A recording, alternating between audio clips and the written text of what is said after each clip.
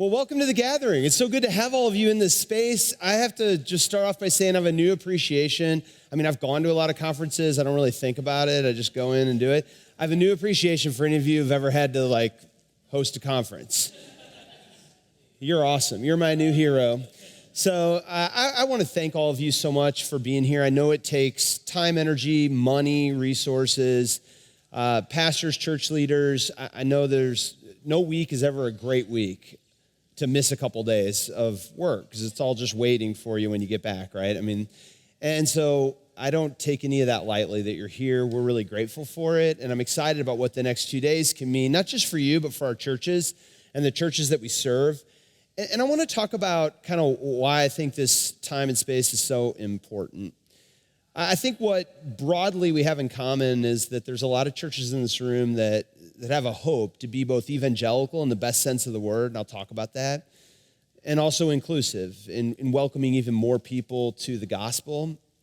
But let me start with why I think this time is really important and needed. You know what? I started the gathering 16 and a half years ago, and at the time I was 28 years old. I knew a lot, but I didn't really know anything, if you know what I mean. And my world was small, but here's what was going on in St. Louis that I saw and that I wanted to respond to, is that if you lived in St. Louis, if you were a little younger and you actually wanted to go to church, which already was quite a filter, but if you were younger, living in the city and wanted to go to church, and you weren't Catholic, you essentially had two options in St. Louis. You had a smattering of mainline churches that had a more open theology that oftentimes resonated, but to be honest, oftentimes had long since seen their peak. They were not the most exciting places to be in worship. They didn't have a lot of kids. They were in decline in so many ways.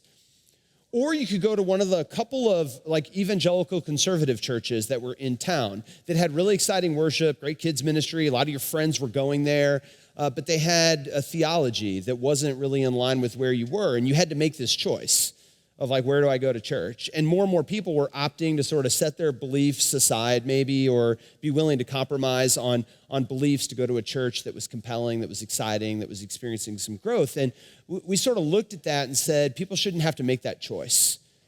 You know, the gospel doesn't make that choice, I don't think. And so instead we set out to start a church that was first evangelical. And what do I mean by that? Well, I'll keep it pretty simple. I mean, we want to start a church that believes in the Bible and believes it's the inspired word of God, that believes in Jesus and Jesus' life and death and resurrection and what that means for us and for our salvation. You know, I got to say this stuff now, right? Because this is all under question, by the way. I get questioned all the time about this. You don't believe in Jesus, right? Any of you ever get told that? You don't believe in Jesus or the Bible? Maybe most importantly, what I mean by evangelical is just believes that we ought to be passionately sharing Christ and inviting people into a life-changing relationship with Jesus Christ. You know, we longed for a church that grows in both breadth and depth, and I'll talk a little bit more about that. That's what I mean by evangelical. We want to lift up Jesus. We want to reach people. We want to see a church that grows in breadth and depth. And alongside that, we wanted a church that was inclusive, that was progressive, whatever word you want to give to it. And what I mean by that is, you know, we want to think. I'll just stop right there. Think about things a little bit. That's mean a little bit. No, we want to think about the gospel in light of the context we live in. You know, we don't see culture as the enemy all the time. I mean by progressive or inclusive, just a more open understanding of the gospel, one that, you know, lifts up women in leadership, for example, which is something we need to say in this, you know, we forget that, by the way, in Methodism or whatever denomination you're a part of. Sometimes we forget that, you know, we've talked about that a long time ago, but that's still a live debate. I think even more now than it was when I started the gathering. You know, that lifts up women in leadership, that welcomes LGBTQ people in all levels of participation in the church, that believes racial justice is a faith issue, not just a social issue or something like that. This is what I mean by open and inclusive and progressive. And we believe that the gospel was a both and gospel, that it calls us to be both evangelical and progressive. But here's the thing, when I started the gathering, I didn't know a lot of other churches that were like that. There weren't a lot of other churches that were like that, at least here in St. Louis. And yet over the past 16 years, one of the great joys of my ministry is kind of going around, getting a chance to speak, teach, be a part of other annual conferences, I slowly started to meet other people who are like, yeah, that's me. Or that describes me. That describes what I want to see in our church. That describes who I think that we are. And that was really where we started getting the idea for Beyond. I mean, we wanted Beyond to be a place for us to connect, to collaborate, to resource one another, to learn together, and maybe most importantly, to work for a church that we believe is really ready, I think, for the future and the kind of church that our culture needs right now. And I'll just say at the outset, I don't pretend that we're all going to articulate that maybe exactly the same way. That's okay. We're not aiming for uniformity in this space, but I do think that we largely have a common passion for seeing a church that's growing in breadth and depth, that's welcoming even more people into the gospel. And yet I know that for the past several years, we have been embroiled in so much debate and division, right? There's so many labels that divide us, liberal and conservative and orthodox and progressive. And if you're Methodist, United Methodist, and now GMC or other, something different. If you're in a different denomination, I know these same trends and patterns are true for you. We've been arguing about how to be in ministry with people. We've been quibbling over all sorts of things. And I know there's a collective fatigue amongst a lot of us in this room. And to be honest, some of you bear the brunt of that fatigue more than others of us. And I just want to recognize that I know that all that's with us, but for today and tomorrow, I want to focus our collective energies just for a couple days on the more hopeful task that I think we have in front of us to reach new people. We want the next 2 days to be not about who we're not, but who we are. I want it to be a chance for you and your context to hopefully in the midst of some of that fatigue, also catch a glimpse of what the future can really look like. Because I know that it's one thing to say that we welcome all people, it's another thing to actually begin to lead churches that are doing that. And so I don't pretend that we have it all right here at the gathering. We're stumbling and fumbling along like a lot of you, but that's what I want the next 2 days to be about. Kind of a hopeful future for our churches. Because I believe that churches like yours and churches like ours, churches that are both evangelical and progressive, that they really can grow. That these are the churches best suited for the future. But there is a problem, and I kind of want to start with the problem before we dive in, and we're going to have table conversation here in just a second. The problem I see is this, and I want to just be honest for a second, that I'm on a board of trustees at a seminary here in St. Louis. It's a UCC seminary called Eden. Some of you maybe know of it or associated with it. They've long been a voice in kind of progressive Christianity. And I raised a question that wasn't that popular, but we talked about it anyway. And it's one that I'm not picking on Eden here. It could be true of a lot of the churches in United Methodism and beyond. I said, if we're here saying like we're a seminary for all people, the people who have been told that they can't participate, can't be in leadership, can't be ordained in other places, that we're kind of place that will welcome them. If this is true, if we're more open and we have a theology that welcomes even more people, then why are we in decline? I'm a simple person. My thought is, if we welcome more people, we should have more people, right? Again, I'm simple. But that's not really what we're seeing. And I'm not picking on the seminary there. That's true of a lot of our churches.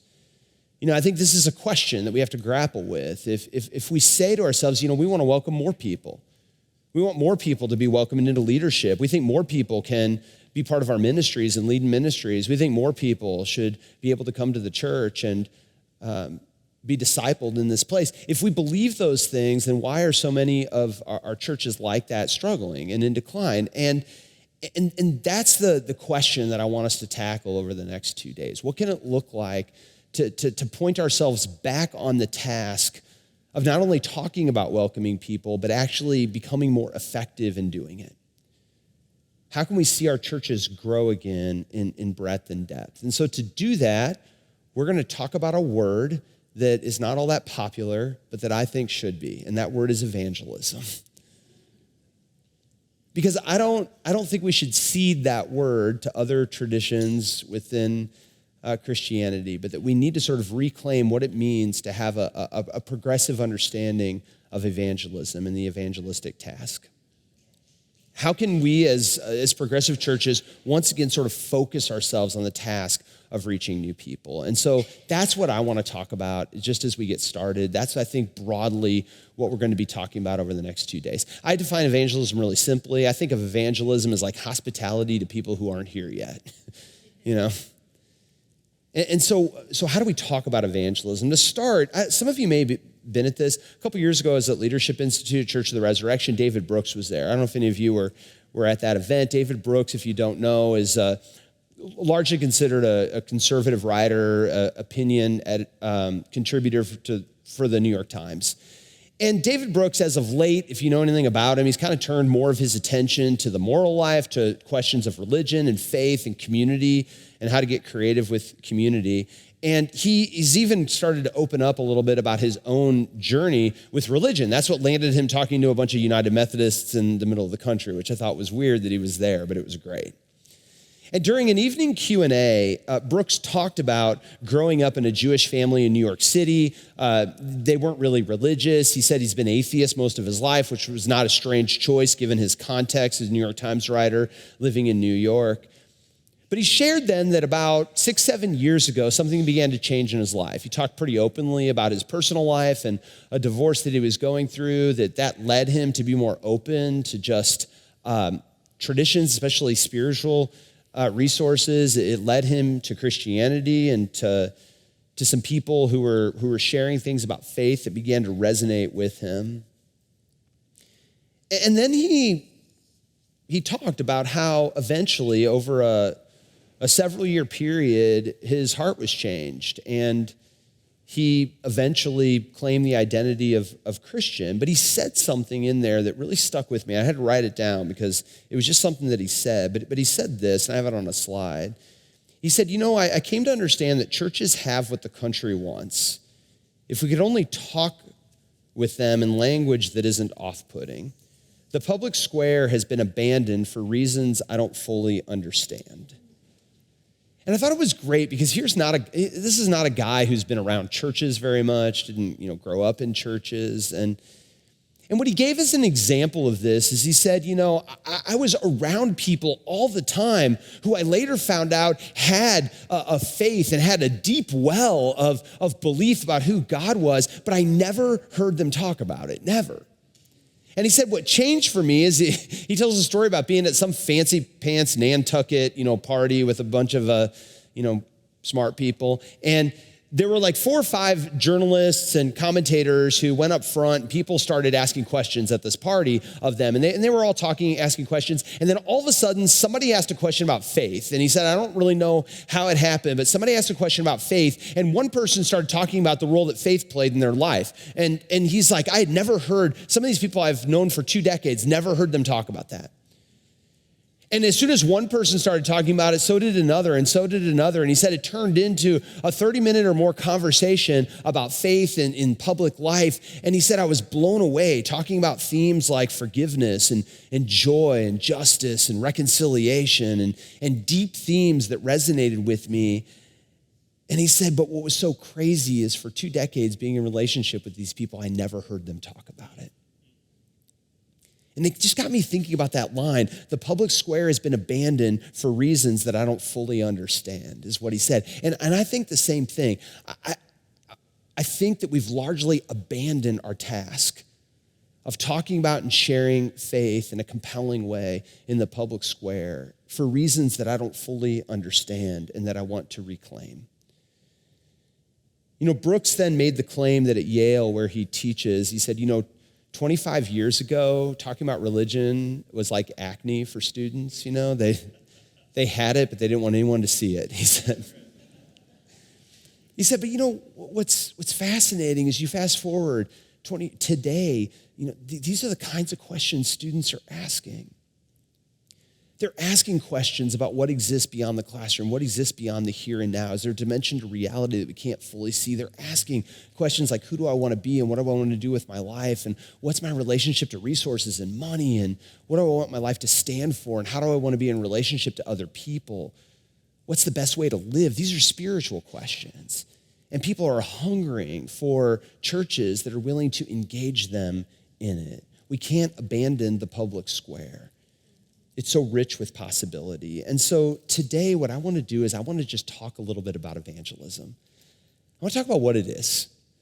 Talk about an understanding of evangelism that I think our churches can claim and begin to live into. And to start, I want to start with Scripture.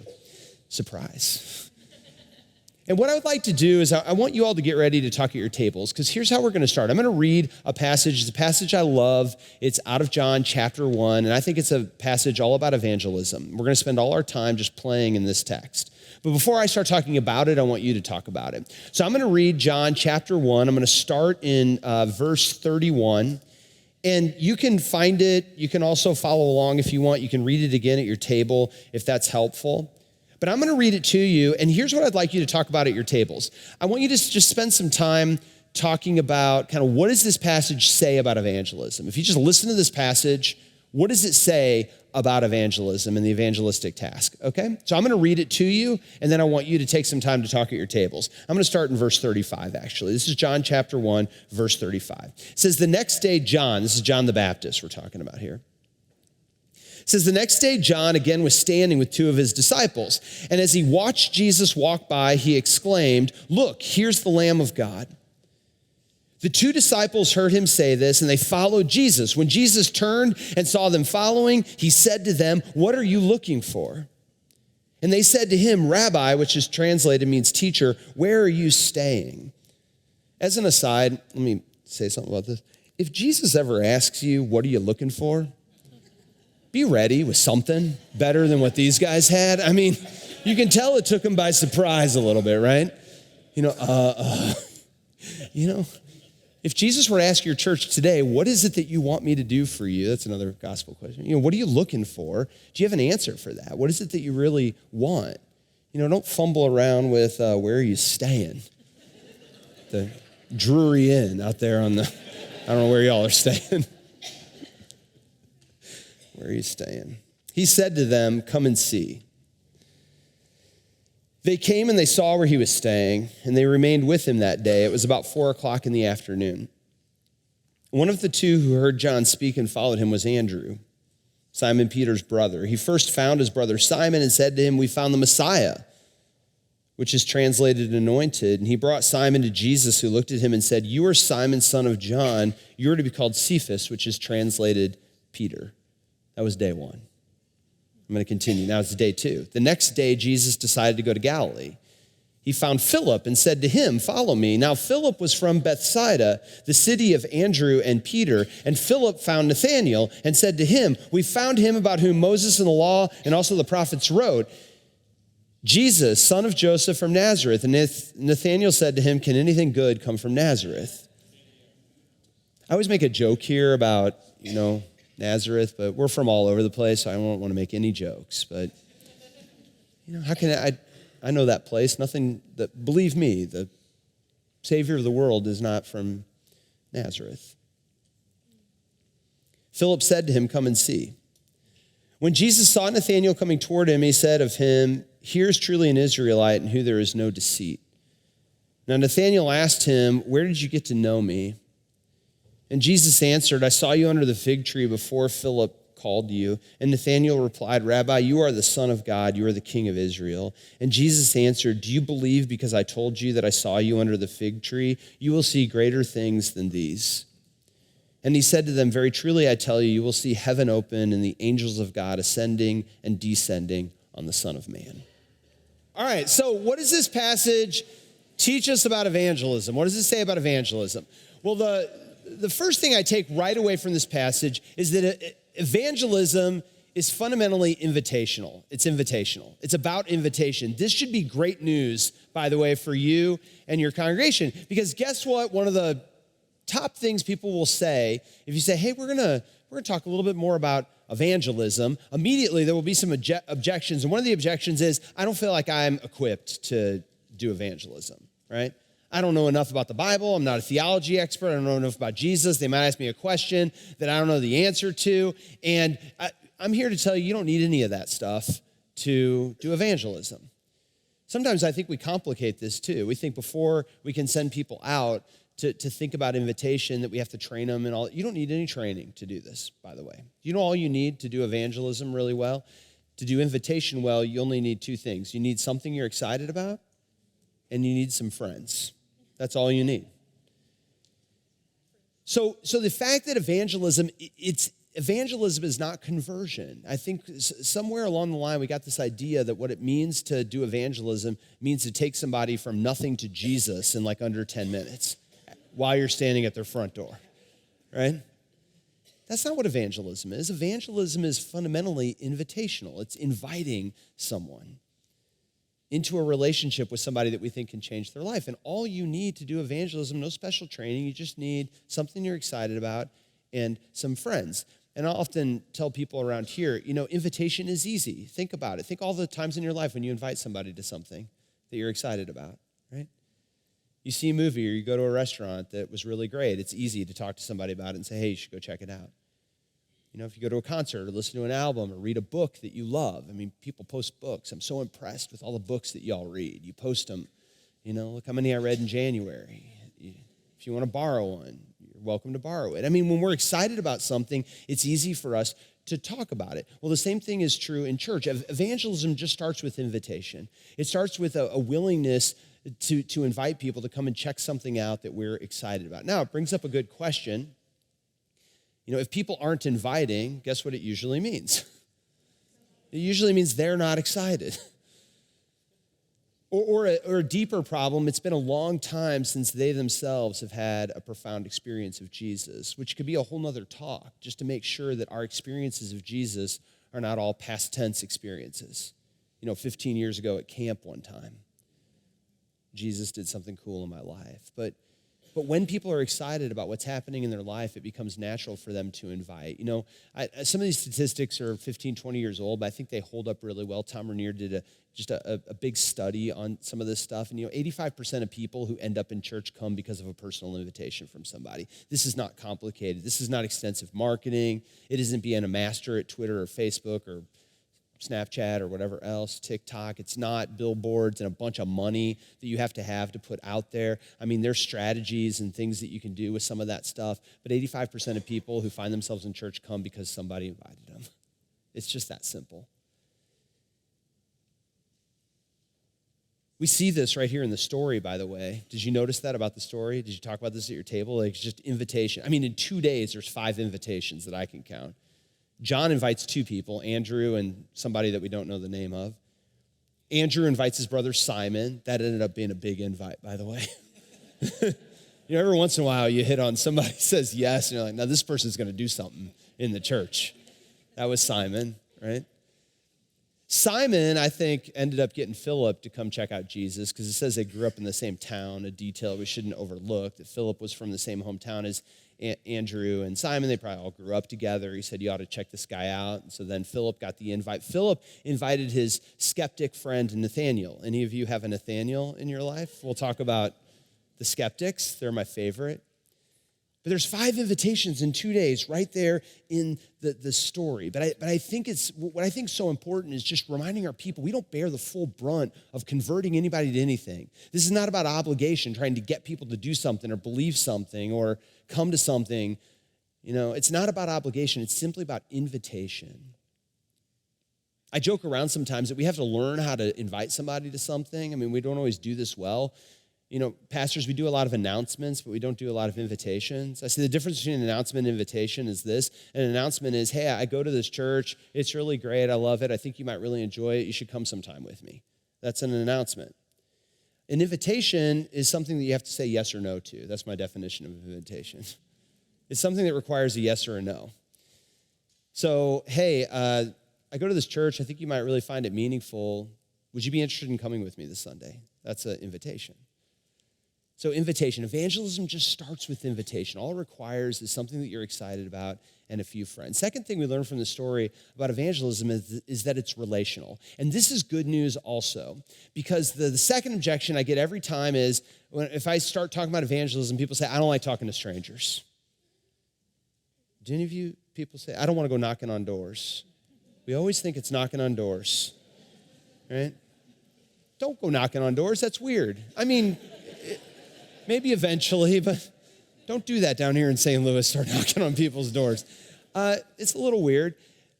But the good news about this is that it didn't start, at least, with people that we don't know, with strangers, with folks that are so different from us. It actually started within the relationships that people already had. Do you notice that about the story?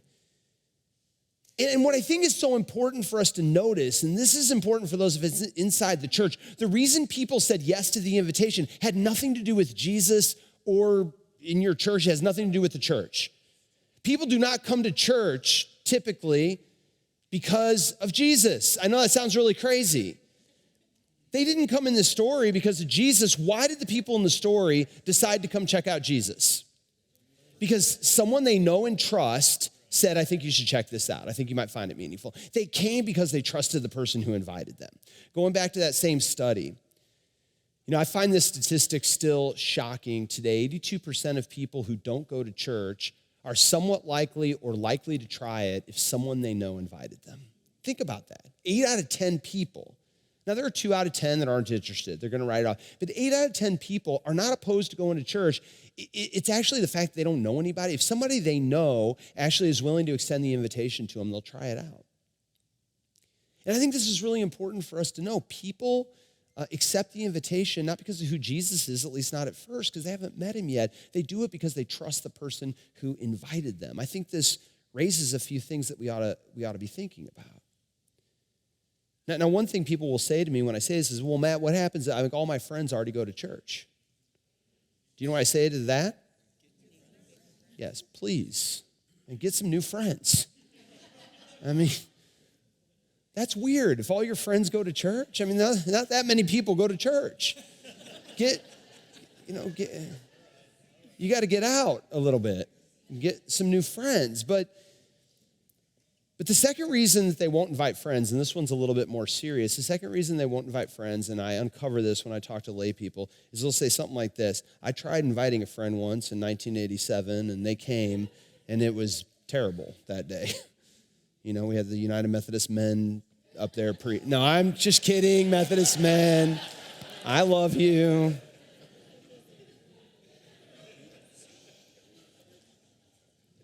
It's United Methodist Men Sunday.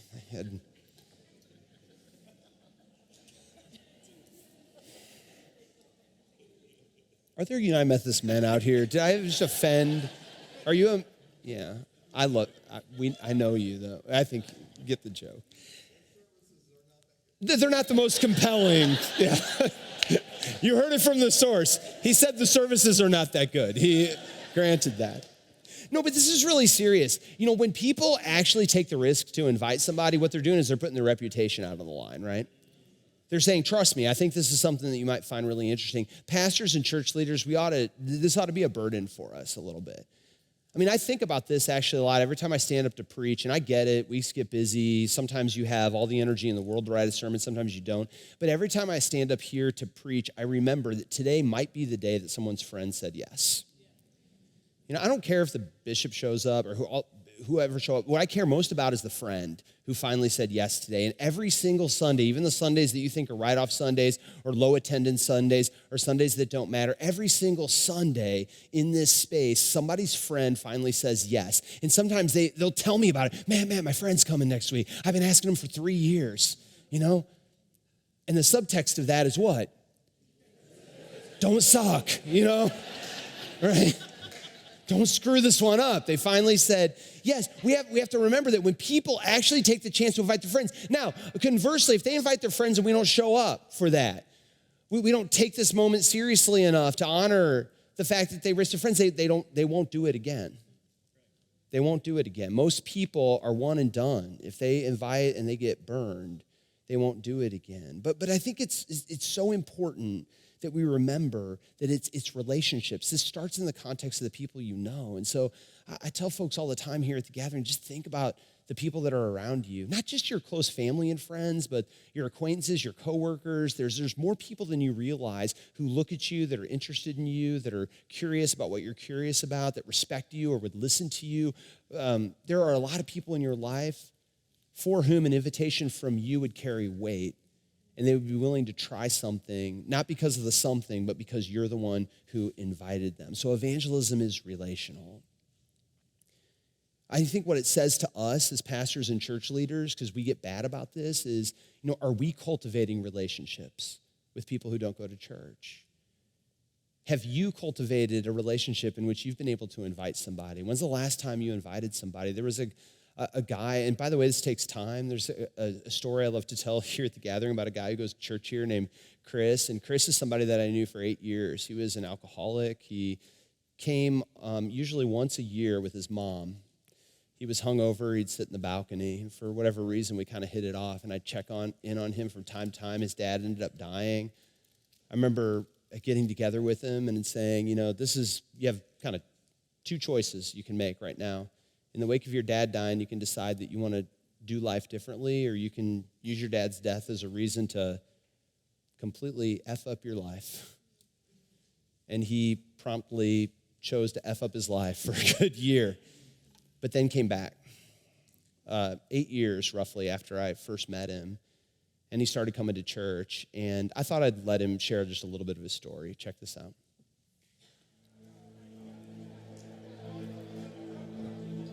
Sometimes I look back to my 20s as my roaring 20s. Through high school, college, and my 20s I drank. A lot. I never missed a happy hour. I functioned better with a couple drinks. I was on top of the world and no one could stop me. That was me. That was me and my father to a T.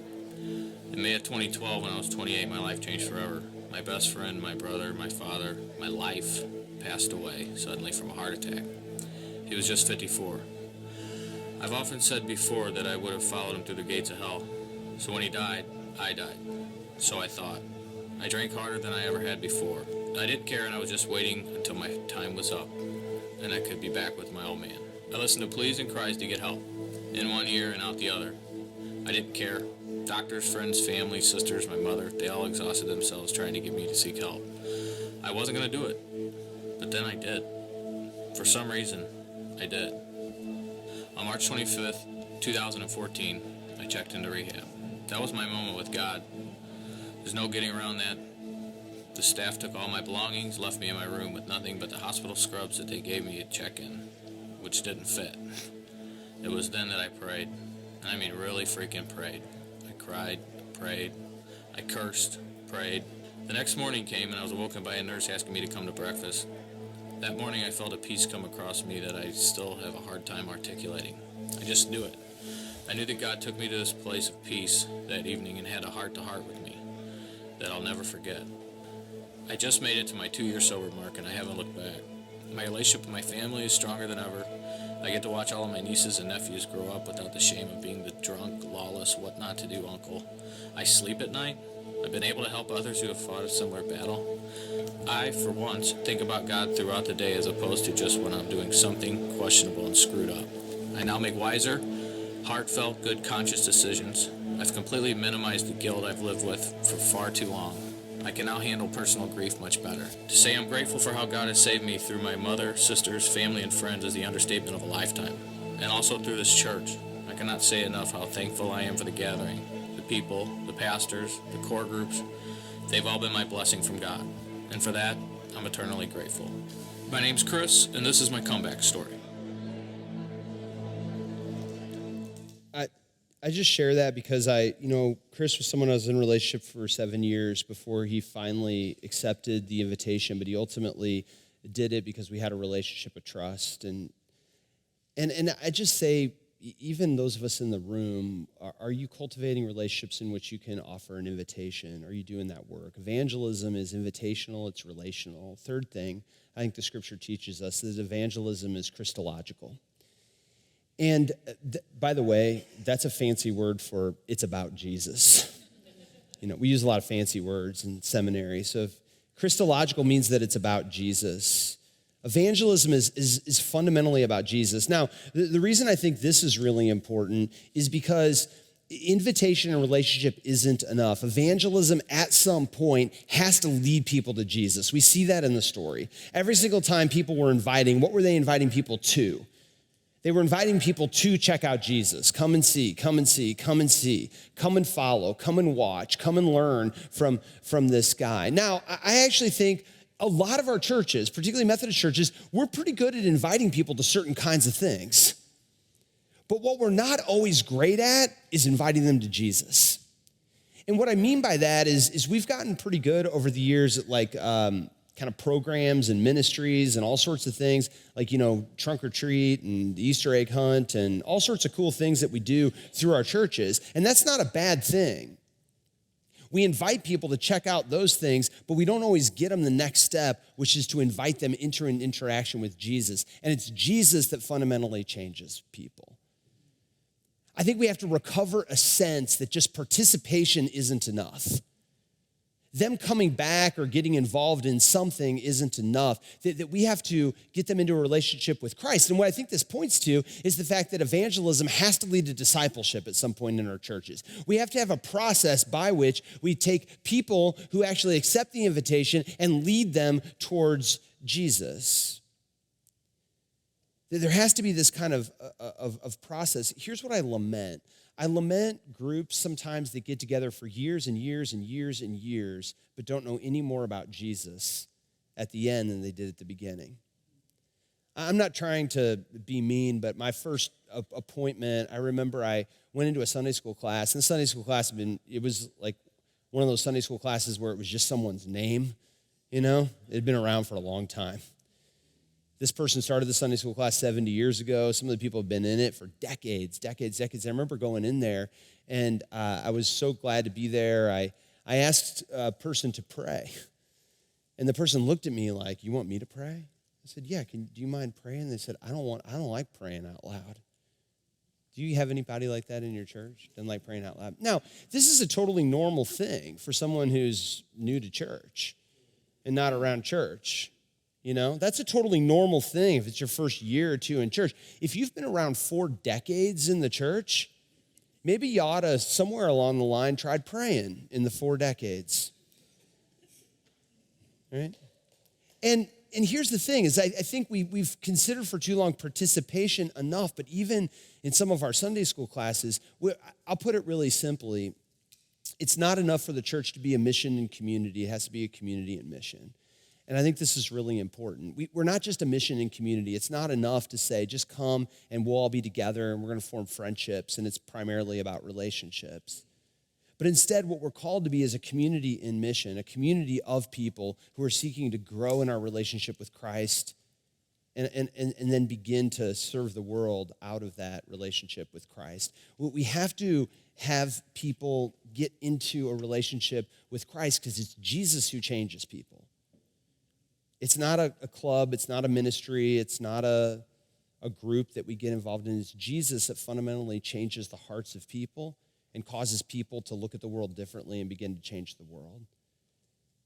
And so I believe, passionately that we have to get back to inviting people into a relationship with Jesus, something that for some of us is a really new exercise. So evangelism is Christological. It's all about Jesus in this. And that leads to kind of the next one that's maybe even more important, and that is that evangelism is transformational.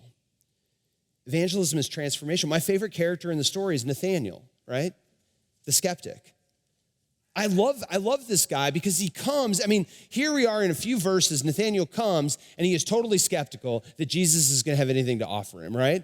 First of all, he's like, I've been to Nazareth, I know Nazareth, we played Nazareth in basketball when I was in high school. Believe me, the Savior of the world is not from Nazareth.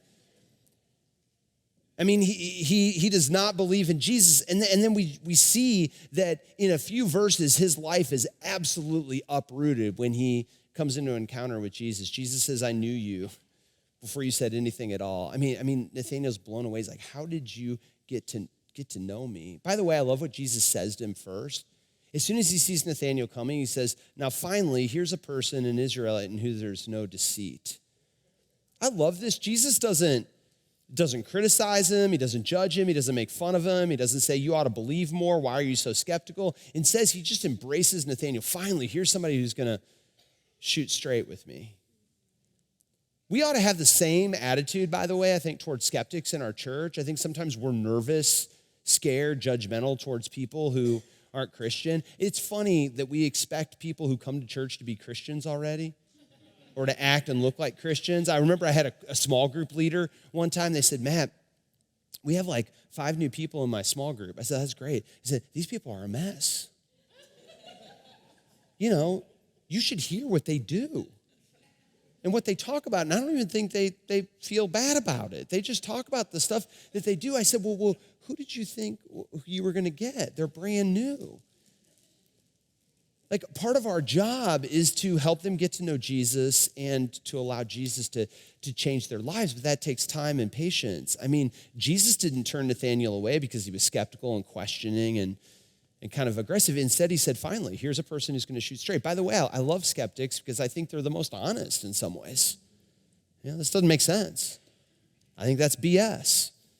I don't understand why you talk about this, but you don't talk about that. I mean, they're honest. And Jesus actually praises Nathanael. And Nathanael, when we see it, he says, how did you get to know me? And Jesus said, I knew you before you ever came in here. And you notice that Nathanael's the first one in the story to proclaim who Jesus is, really. I mean, the most robust proclamation of who Jesus is comes out of the mouth of the skeptic. Nathanael, in a few verses, his life is absolutely transformed. I love this part of the story because I think what it means for us is that we have to be churches that both welcome people as they are and challenge them to grow and change in light of Jesus.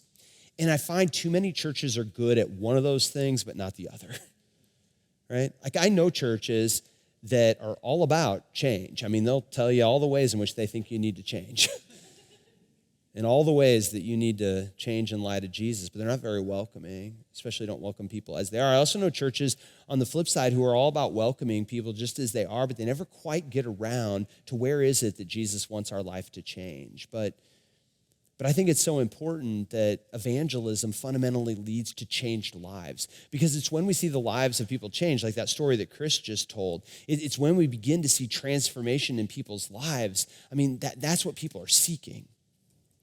That's what people want. And by the way, I would argue that it can't just be personal transformation.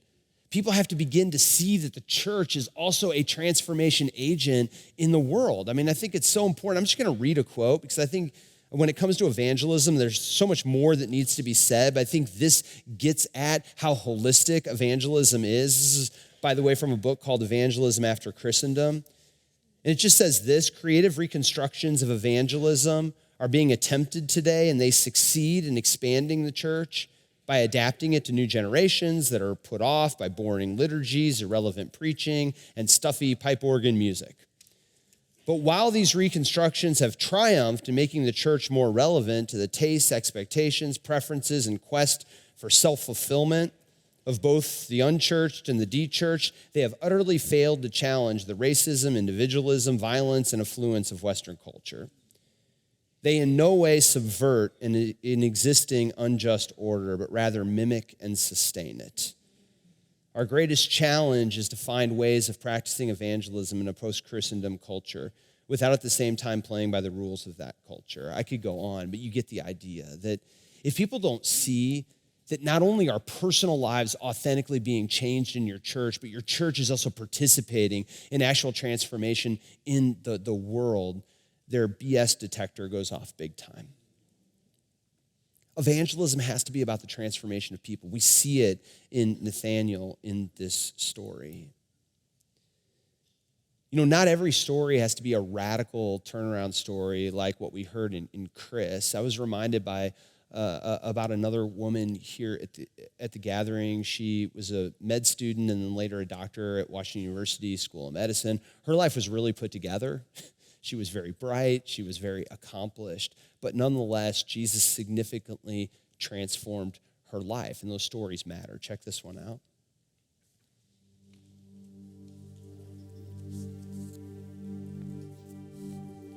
When I was in my 20s, my life seemed right on track.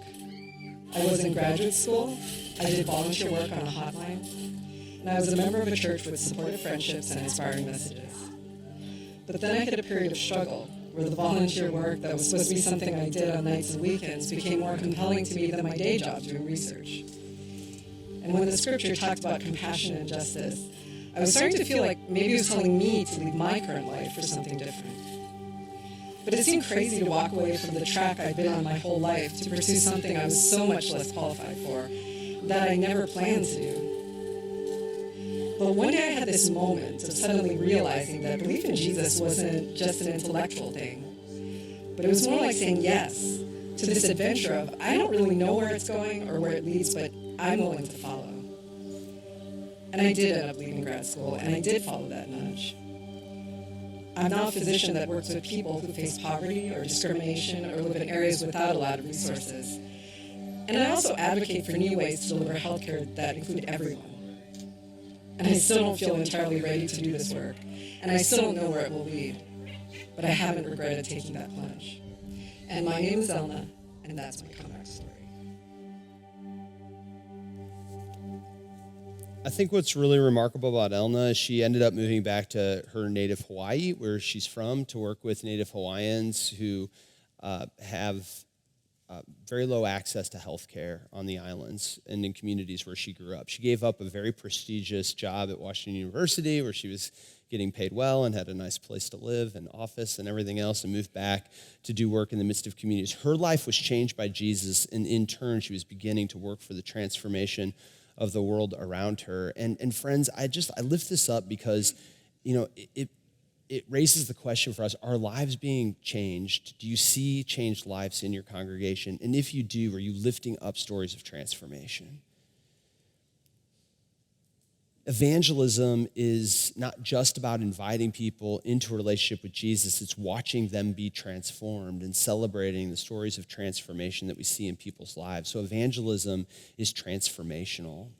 What are the processes by which people are encountering Jesus and having their lives changed by him in your midst?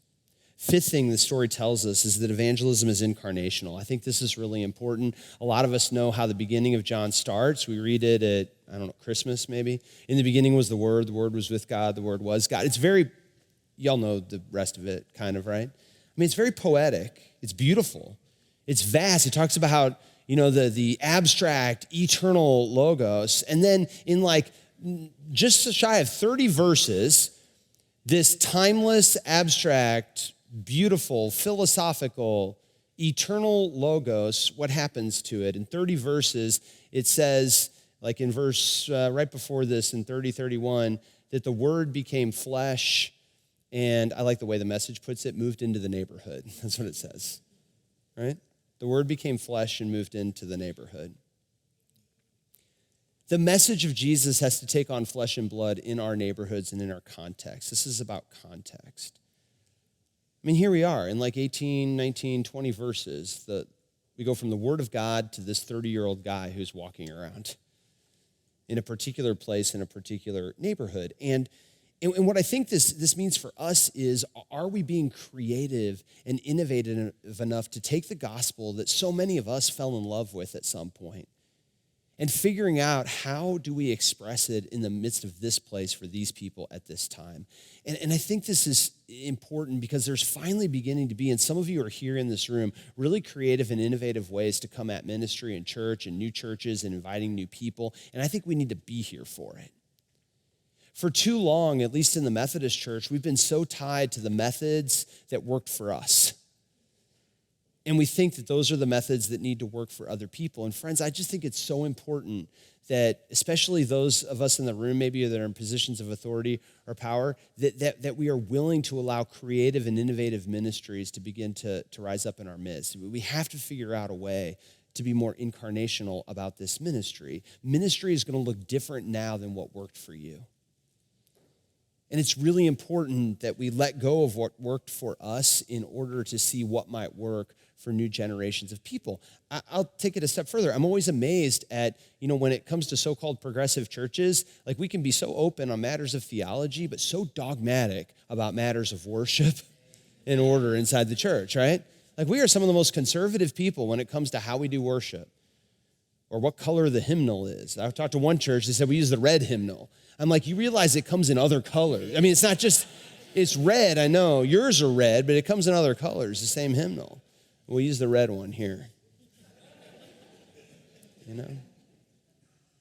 I mean, Wesley wrestled with this. Those of you who are Methodist or Wesleyan in the room, Wesley, in fact, I want to read to you something from him because I think we need to remember that this is in our DNA. Wesley loved order. He was a priest. He loved order, and he had very strong opinions about the way that church ought to be done. This is why he struggled so much with the movement, at least at the beginning. He was getting letters from Whitefield saying, hey, you need to come out here, get out of the church, and come over here and see what's happening out here in these fields.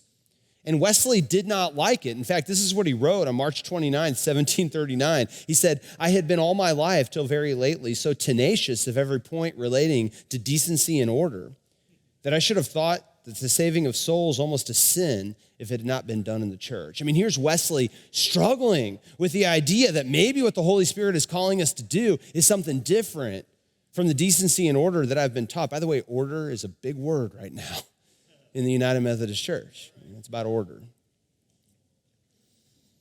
We still have these arguments about what's the right way to do things and what worship ought to look like and what it has to look like. And we sometimes even malign people who do worship differently. I think we need to let go of that. We need to embrace some more creativity and innovation.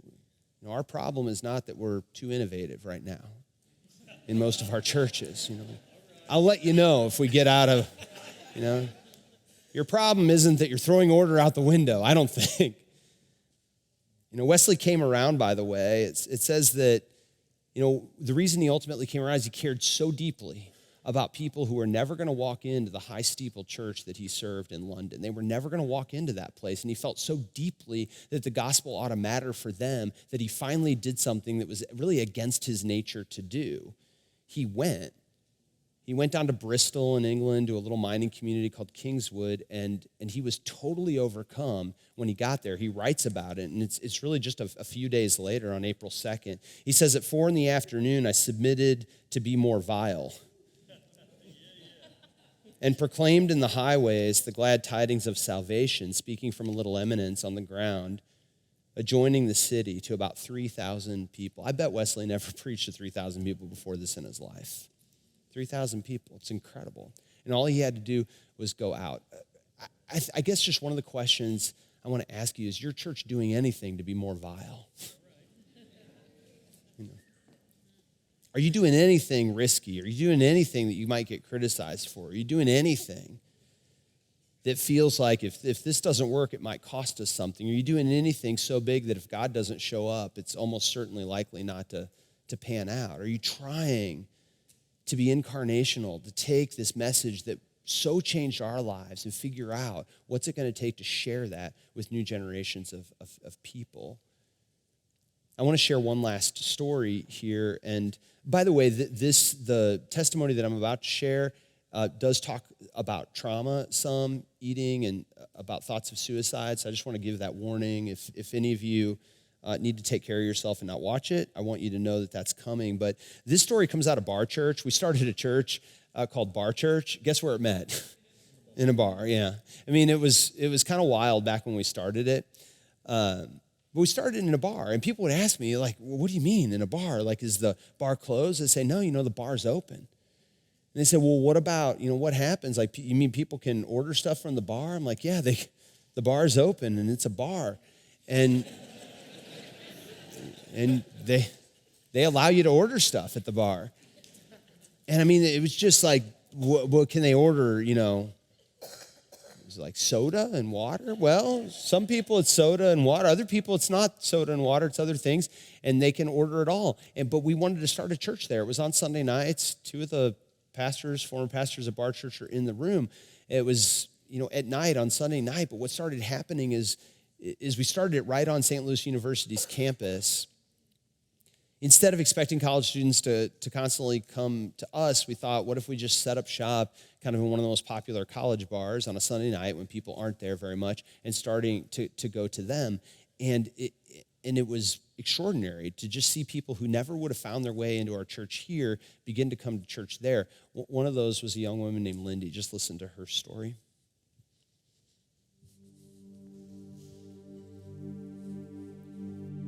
When I was 6 years old, I was diagnosed with Crohn's disease. Being raised in a Christian family, I was always taught to turn my worries and fears over to the Lord. Times of sickness became times of prayer for me. I had really learned to give God control of my body and trust in Him. It wasn't until I was 14 years old and experienced sexual assault that I tried to regain that control. and taken away from the Lord. After going through the betrayal of a friend, I found myself spiraling out of control, seeking desperately for ways to regain the security I'd once felt in my skin with the Lord.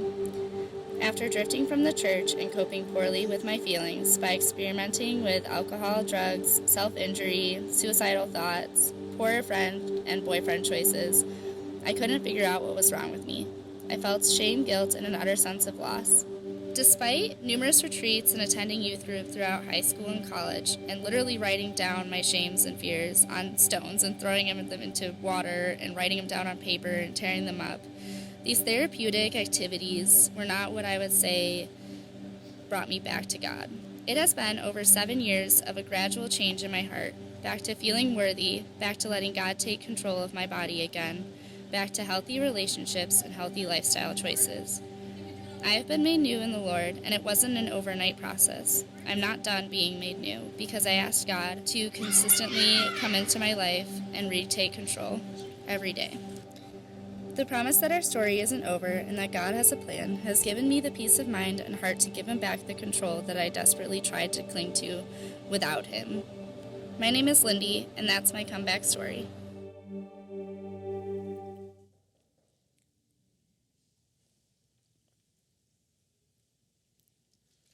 Are we figuring out any way to reach people who don't currently go to church? It's not going to be only doing what worked for us, but we have to, I think, submit ourselves to be more vile for the sake of reaching people who might never feel comfortable coming inside the doors of one of our churches. So I think evangelism has to be incarnational. It has to make sense in the place where God is planted you. And the last thing I think this story says about evangelism, or at least the last thing I want to talk about, is that it's missional. That evangelism is not primary. It's not going to happen inside here, but it's going to happen out there. And I know that sounds maybe a little bit like a cliche, but evangelism is much less about what's happening inside your buildings. And it's much more about figuring out how Jesus is at work in the world and getting out there alongside Jesus in it. I mean, I think the idea of missional, if I had to just sum it up really basically, is focusing a little less on the internal ordering of the church and a little bit more about sending people out to begin to engage other people they know, not on our turf, but on theirs. And I think it's really important that we talk to our people about this. You know, I think so many people in our churches see faith as a personal and private thing, and trying to get them to begin to understand faith as more of a public thing. I mean, that is a hard sell, but it's something I think we have to be able to do. I mean, it's time for them to see in other people the kind of struggles that folks are going through and be the kind of people that are willing to see them, to notice them, to offer an invitation to something that might change their life. I mean, where this is happening is primarily in offices and workplaces and around the table with friends and groups that a lot of times we as pastors are never going to have access to. But it's happening out there. And if it just depends on you or me, church leaders and staff, evangelism never quite takes root. It's really about the people in our church being sent out to begin to see the spaces in their lives as places where an invitation could be powerful. I mean, evangelism has to be missional. We have to begin to get our folks more comfortable seeing their faith as something public and not something that's only personal and private. And pastors, I would say to us and any other judicatory leaders who are here, I think we need to recover a sense of why we're appointed to certain places. I mean, Francis Asbury, if you've ever read the book American Saint, which is about Asbury, you know, my favorite part of that book was Asbury's warning to pastors that when he appointed them to communities, not to churches. And in fact, in some of his letters, he would say, go to this community, try not to, get too sucked in by the church that's meeting in that community. They'll take up a lot of your time. I want you going to the people in that community. I mean, Asbury appointed people to areas, not just to the church that met in that area. And I think pastors, church leaders, we need to increasingly, and lay people, if you're on a board or somebody who's in a position of power in your local church, I mean, empower your pastors to not be in the office all the time. Empower your pastors not just to go visit shut-ins 18 times a week, but to begin to see part of their work as people who don't go to church yet. Pastors, do we see our work as primarily serving an area, the people who don't go to church in that area, or do we spend 40, 50, 60 hours of our week all on internal church stuff? Even we need to remember that our job is not merely to serve the church that we've been appointed to, but the community even more so in which we live. We have to recover a sense of sentness in ministry. So evangelism is missional. I'm going to close because there's more we could say, but I want to give a little bit of time just for questions. If people want to ask questions, we'll give about 10 minutes for that. But let me just say in closing, I just got done with a whole series about this here at the gathering where I'm just trying to get people to see that our role in invitation is not for me, it's not just for staff, but it's for every person who goes to our church. I focused heavily just on invitation and relationships, but here's why I think this matters so much. Here's why I think it ought to matter so much. I mean, people will say to me, Matt, isn't this just about like trying to grow a church or getting more butts in the seat or dollars in the pews? You're going to get cynical answers when you start talking about evangelism. Other people are going to say, is this believing that people are going to go to hell and we got to go out and save them so that they don't go to hell? And for me, it's really not about any of those things. For me, it's all summed up by that story in Matthew 9 where Jesus looks out at the crowd. And I don't know if any of you remember the story, but the crowd is getting huge by this time. And the story says that he looks at them on this day and he has compassion for them because they're like sheep without a shepherd. Do you remember that story? So he looks out on them and he just has compassion on them because they're like sheep without a shepherd. And I've read all these commentaries that, like sheep it's not a flattering comparison, by the way, that Jesus looks and says, look at all these people. They're like sheep without a shepherd. Sheep were largely believed to be stupid, dumb, prone to get lost, helpless, not able to do much on their own, susceptible to predators. So it's kind of funny that Jesus looked out and it says, he looked out at the people and he had deep compassion because they were just so stupid. That's what the story basically says. Look how dumb these people are. But I don't think that's really what the story means. I think that ancients knew more about sheep than we do, and they would have known that some of that's true about sheep, by the way. But it's only true about sheep, if they're alone and without any guidance. Sheep need two things to thrive. Do you know what they need? They need a flock and they need a shepherd. I mean, without a flock, they are really prone to disaster. They get into trouble really quick. They're susceptible to predators.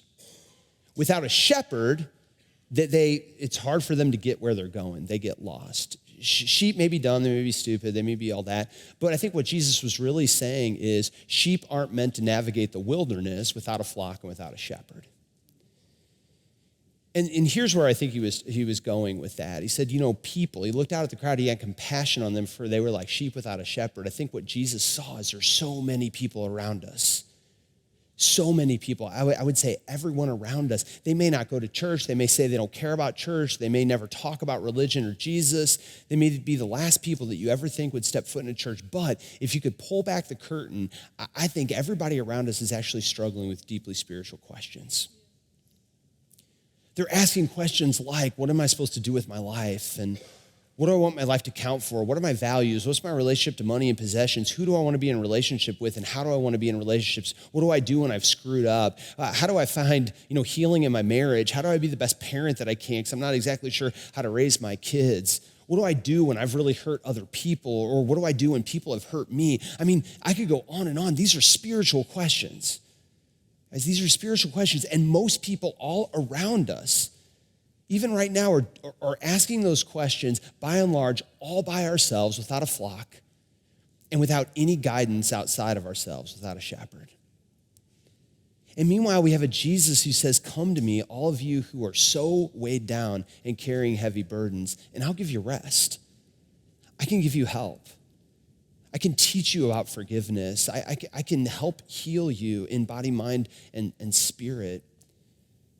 I can help you find hope in your marriage. I can help you figure out the best way to be in relationship with other people. I can help you feel for the first time like you belong instead of feeling excluded. I can give you a purpose to your life and put a calling in your life. I can help you with that sense of discontentment or stuckness that you have. I mean, Jesus offers this. And then you know how Jesus ends that passage.